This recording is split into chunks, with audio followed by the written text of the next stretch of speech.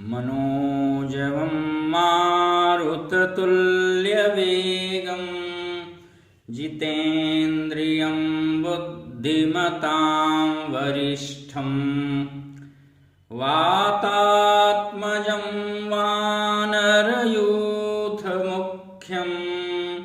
श्रीरामदूतं शरणं प्रपद्ये। आसन्न हनुमत जयंती के उपलक्ष्य में अयोध्या स्थित काली कुलालय से आप सबका हार्दिक अभिनंदन है। श्री हनुमान जी महाराज कलयुग के प्रत्यक्ष देवता हैं और चिरजीवी हैं। अश्वस्थामा वरिर्व्यासो हनुमानश्च विभीषण कृपः परशुरामश्च सप्तैते चिरजीविनः सप्तैतान् यः स्मरेत् नित्यं महापातकनाशनम्। चिरजीवी हैं और अष्ट सिद्धि नवनिधि के दाता हैं।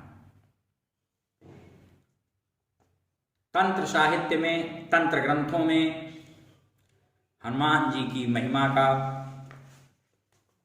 प्रभुत वर्णन प्राप्त होता है। अन्यान्य आर्ष ग्रंथों में, भक्ति साहित्य में हनुमान जी चिर प्रतिष्ठित हैं और इनका अकुतोभय व्यक्तित्व सभी शास्त्रों का ज्ञान उस तरह से सब में देखने को नहीं मिलता है। हनुमान जी के पास बल भी है और बुद्धि विद्या भी है। यदि उनके जीवन में केवल बल होता तो केवल द्वंद्व होता, केवल युद्ध होता, रण होता। चूंकि बुद्धिमतां वरिष्ठ हैं, ज्ञान इनाम अग्रगण्य हैं, तो अपने बुद्धि विद्या और ज्ञान के द्वारा उनका बल सदा उनके नियंत्रण में रहता है।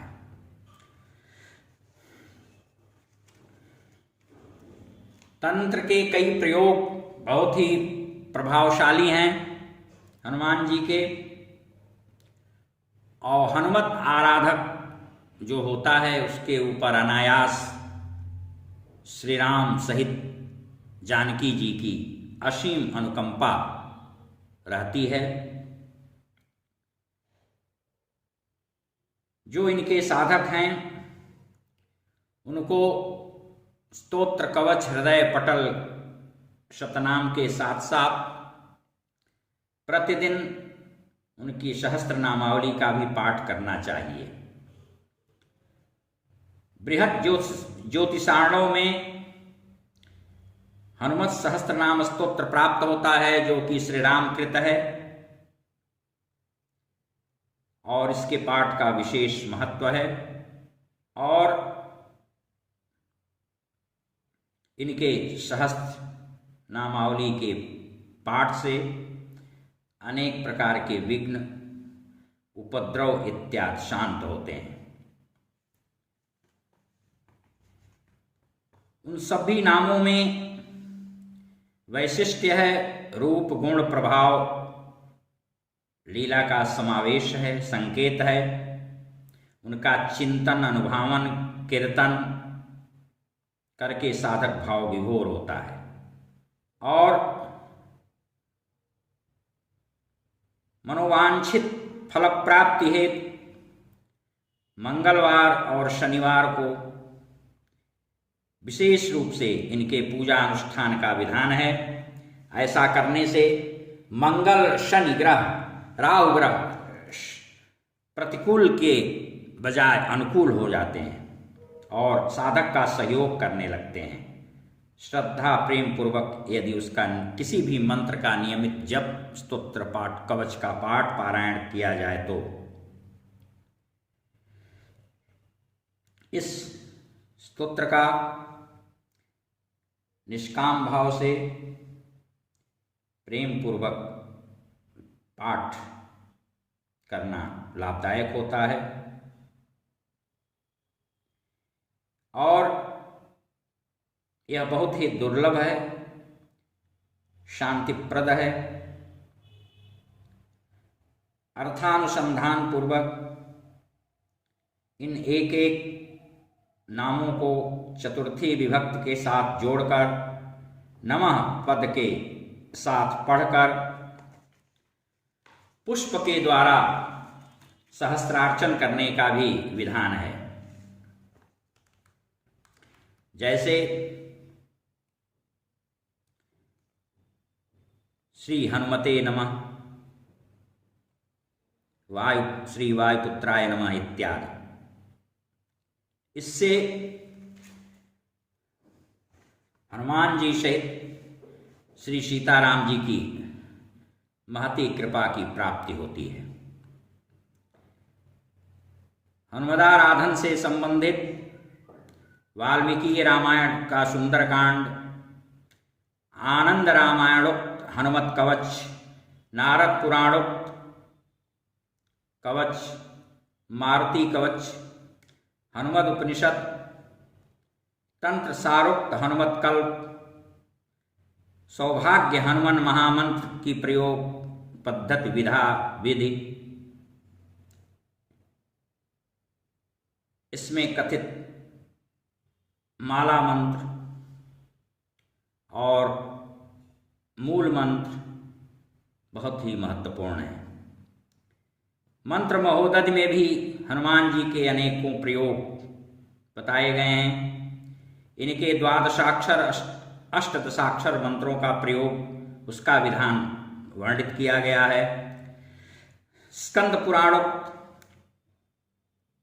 विधि विधान, श्री विद्यारणो तंत्र, अगस्त संहिता, हनुमत संहिता, तंत्र सार, नारद पुराण और अग्नि पुराण आदि में हनुमान जी के अनेक प्रयोगों का वर्णन प्राप्त होता है। हनुमान जी को अनेक सिद्धियां सुलभ हैं, प्राप्त हैं। हनुमान जी योगी हैं और प्राणवायु हैं। इस प्रकार हनुमान जी वायु के उपाय से अथवा उनकी साधना से उत्पन्न हैं। शंकर सुवन हैं और जन्मतः योगी हैं। योग के वैशिष्ट्य उनके चरित्र में पग पग पर परिलक्षित होते हैं और हनुमान जी के गुरु सूर्य भगवान हैं। इनके इष्ट भी सूर्यवंशी दाशरथी पुत्र भगवान राम थे और योग सूत्र में भगवान पतंजलि की उक्ति है, भुवन ज्ञानम सूर्ये संयमात्, विभूतिपाद 26वां सूत्र। सूर्य में संयम अर्थात धारणा, ध्यान, समाधि करने से भुवन ज्ञान होता है। सूर्य का अर्थ सूर्यद्वार व्यास जी ने अपने भाष्य में किया है। अन्यान्य वाचस्पत मिश्र इत्यादि विद्वानों ने सुषुम्ना नाड़ी भी कहा है। अर्थात इस तरह से समाधिस्थ होने वाला सर्वज्ञ बन जाता है, क्योंकि सुषुम्ना से ही कुंडलिनी जागृत होती है और सहस्त्रार चक्र तक पहुंचती है। सूर्य को सहस्त्रार्ची भी कहा जाता है और सहस्त्रार भी, जिसका अर्थ सूर्य है। यह स्थिति, यह सिद्धि योगियों में होती है और जिसके अंदर वह ऐसा योगी जो समाधिस्थ हो, समाधि की स्थिति में, जिसमें द्वैत का भान नहीं होता, द्वैता भाव होता है।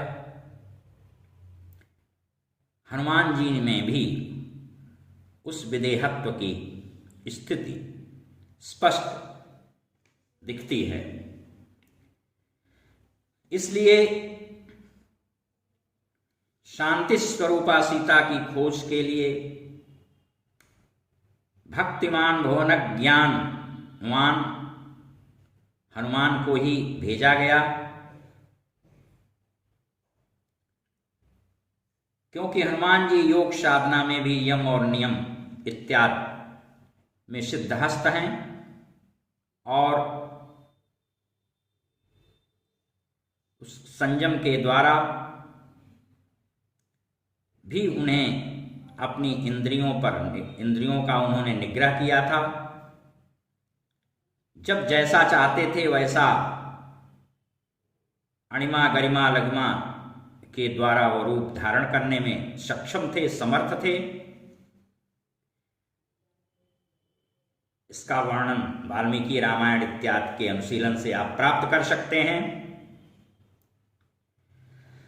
और शरीर से भी हनुमान जी कभी लघुकाय, आवश्यकता पड़ने पर भीमकाय हो जाते हैं। अतुलनीय बल से संपन्न थे, मनोजवित्व भी उनके अंदर था और इंद्रिय जय भी था। वे इसीलिए मनोजवम मारुततुल्य वेगम जितेंद्रियम बुद्धिमताम वरिष्ठम कहे जाते हैं। ऐसा अन्यत्र आपको दुर्लभ होगा इन गुणों की प्राप्ति। हनुमान जी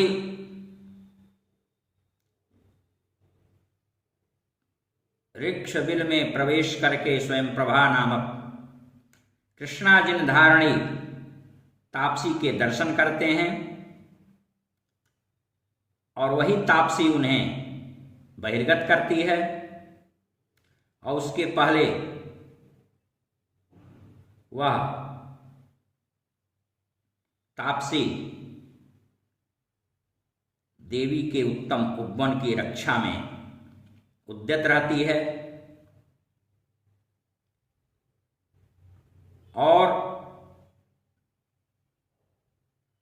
योग शास्त्र प्रतिभा को उदय के पूर्व की सूर्य प्रभा की उपमा दी जाती है। वह प्रभा अहेतुकी है, स्वयंभू है, इसलिए स्वयं प्रभा है। वह भी हनुमान जी को प्राप्त हुई। फलतः हनुमान जी जगदम्बा जानकी का दर्शन कर सके, अन्वेषण कर सके। हनुमान जी का पूरा ही चरित्र योगमय है और प्राण शक्ति को भी वशीकृत करने की उनमें क्षमता है, इसलिए वो मृत्युजित हैं। चिरंजीवी तो हैं ही और जहाँ कहीं भी भगवदाराधन कीर्तन होता है। यत्र यत्र रघुनाथ कीर्तनम तत्र तत्र कृतमस्तकांजलि, वहां वह गदगद हृदय से गलदष्ट निर्झरित करते हुए विद्यमान रहते हैं। इसलिए आज हनुमत जयंती के दिन यह हनुमान जी की सिद्धि साधना का पुण्य पर्व है, महापर्व है। और अधिक कुछ न कर सकें तो कम से कम हनुमान चालीसा, हनुमान बाहु किया सुंदर कांड का एक बार या 3 बार या 5 बार पाठ करें, पारायण करें। और तदनंतर 10-5 मिनट करतल ध्वनि के साथ श्री सीताराम नाम का संकीर्तन करें। इससे बहुत शांति मिलेगी और शुभ मंगल होगा, लाभ होगा। हरि ओम तत्सत, हरि ओम तत्सत, हरि ओम।